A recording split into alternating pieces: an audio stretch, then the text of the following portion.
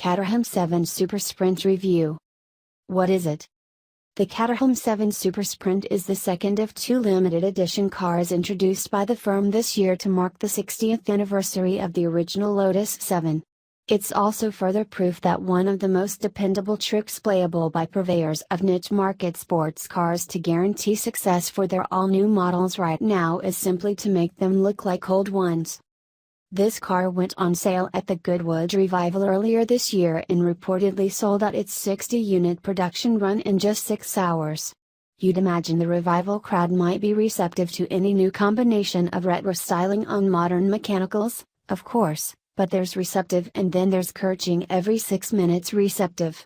July probably brings tougher days selling ice cream on Brighton Pier. The 7 Supersprint picks up where the 7 Sprint left off earlier this year, but where the latter was intended for road-based enjoyment primarily. The former's the kind of Caterham you can drive to and from a track day and blast down the pit lane and while you're there. Like the Sprint, the Supersprint is based on the Suzuki-engined entry-level 7160, but it has a more purposeful specification than even the Sprint had. A pedal for the Suzuki-sourced 660cc 3-cylinder turbo petrol engine increases power from 80 bhp to 95 bhp, and that power finds its way to the tarmac via the same 5-speed manual gearbox and live-axle rear suspension as both the 7160 and Sprint. In the Supersprint, however, you get a limited slip differential as standard, as well as uprated adjustable suspension, complete with Bilstein struts, tuned for the track. What's it like? Circuit ready or not, this 7 definitely has the aura of a car intended for the stationary affection of car club collectors rather than for regular track sessions. From its polished chrome exhaust to its 1960s era Brooklyn's glass aero screens and its wooden-rimmed Moto Lotus steering wheel, the Supersprint is delectable in almost every detail. It's the kind of Caterham you stop to clean when there's a splash of mud around the rear wheel arches. Firing one into the gravel at Oulton Park would make you feel like burying your head in the paddock cesspit. The car's wooden-rimmed steering wheel is a fixed affair, mind you, and it doesn't make the act of levering yourself into the Supersprint any easier. There's no option of a larger SV body with this 7 and, if you're taller than average height, you're likely to feel the squeeze in more ways than one.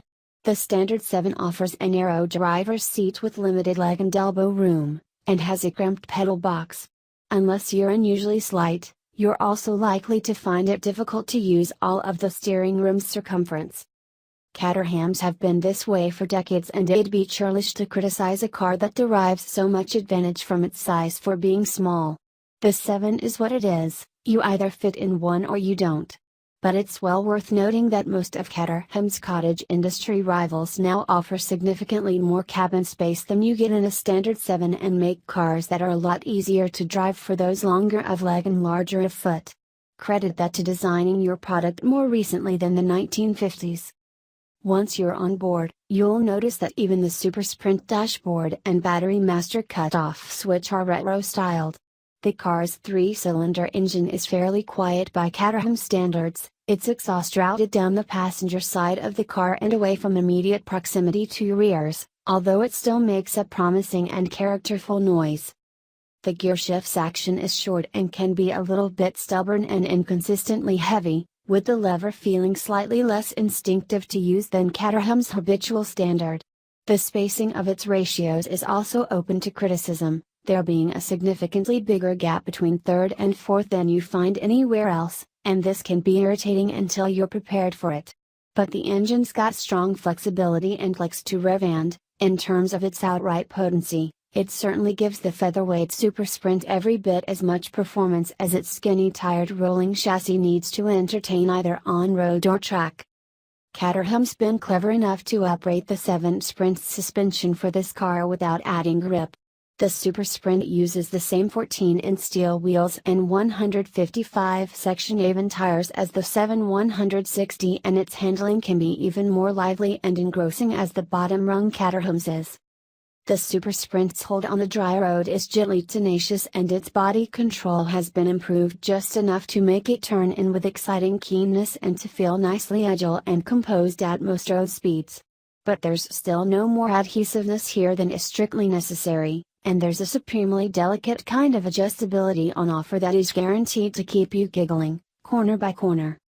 Down tough B roads and over testing surfaces, the Supersprint's suspension begins to show just a little bit of crudity.